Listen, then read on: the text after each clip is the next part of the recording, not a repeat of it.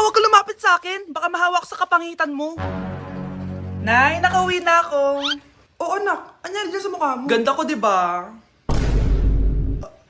Ano nangyari? Hindi pwede to. Ano nangyari sa mukha ko? Ano ba kasi ginawa mo? Wala. Yung totoo, naging mabait ka ba? Kahit 5 piso lang, iha. Wala! Tsaka huwag ka lumapit sa akin. Baka mahawak sa kapangitan mo. Anak! Saan pupunta yun? Nasaan na yung pangit na yun? Manda ka sa akin. Hoy! Ano ginawa mo sa akin, ha? Hinawaan mo ako ng kapangitan mo! Hindi ka pa rin natuto, Scarlett, no? Ha?